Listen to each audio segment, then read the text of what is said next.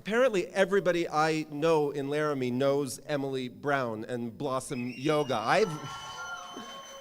I've never met her before, but my friends are always saying, oh yeah, I just did this really fun thing at Blossom Yoga, you know, Emily Brown, or I'm going to this really great event at Blossom Yoga, Emily Brown, and I wondered why Emily Brown would never invite me along and why I never met her.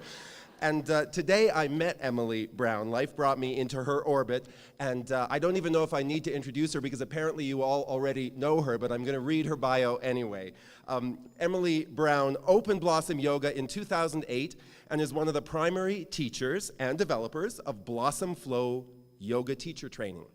In 2006, she became a nutrition therapist. Her plan was to work directly with clients to improve their diets, but instead she became dedicated to healing her own dysfunctional relationship with food and her body. She's currently enrolled at the Institute of the Psychology of Eating, and she's passionate about combining this knowledge with yoga to extend that healing to as many people as she can reach. She's made it her life work now to completely revolutionize the way we think about health and our bodies. In fact, her title is Love Your Body. Emily Brown. So love your body. It sounds great, right?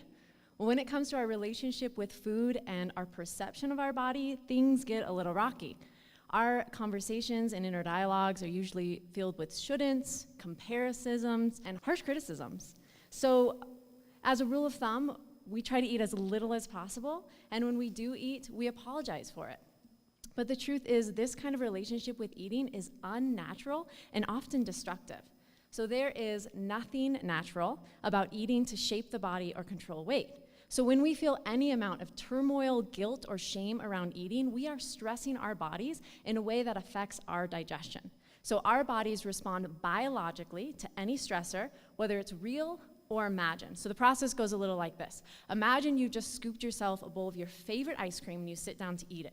You take that first bite and immediately that loud inner dialogue begins. I shouldn't eat this is so fattening, and on and on.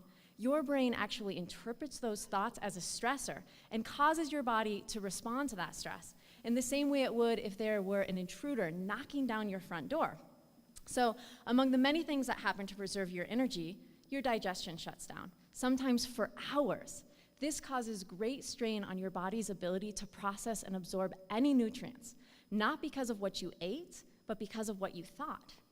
Now imagine you have that same bowl of ice cream, and rather than letting the crazy talk start, you sit down, you take a deep breath, you take a first bite, and you think, You taste that ice cream, you eat slow, you savor and enjoy that whole damn bowl. This process has the opposite effect on your system. This triggers the parasympathetic nervous system, which causes your body to relax, and your digestion turns on full force. Now your body is easily processing and assimilating those nutrients without any added burden on your system. So contrary to what we're all programmed to think, food is so much more than simply calories in and out. Food itself isn't meant to make us skinny or fat. Food isn't good or bad. There are no forces of evil at work in the grocery store to sabotage your healthy lifestyle. Food is life. It is quite literally what keeps us alive. So every time we choose to eat, we choose to live. That's it. The purpose of food is to give health, delight in eating, and the nutrients necessary so that we can pursue life with energy, passion, and joy.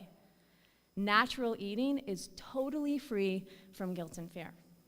So you might be thinking, and this in the exact words of my brother, all of this from a skinny bitch?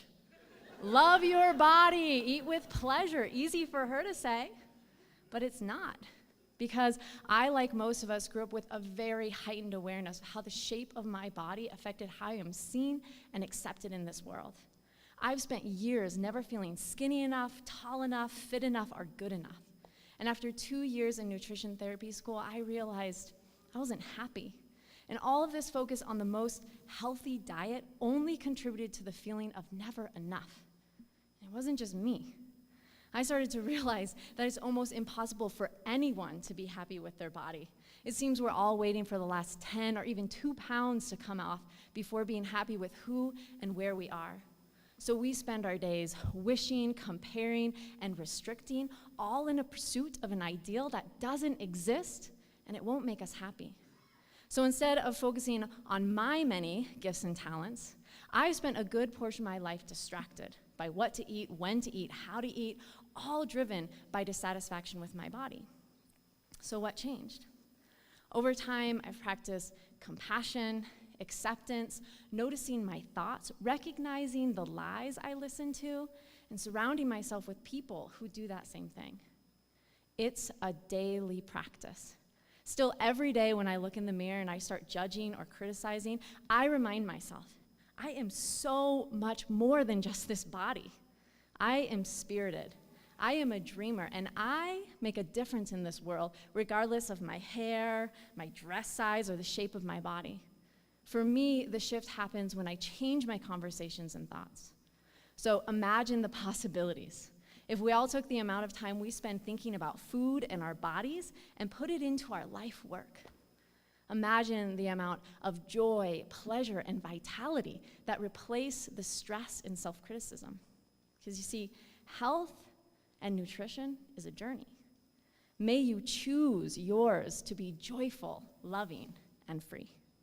So tonight, go home, scoop yourself that bowl of ice cream, but before you eat it, stop and take 3 deep breaths.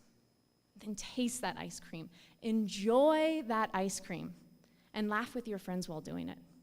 It could just change everything. Thank you.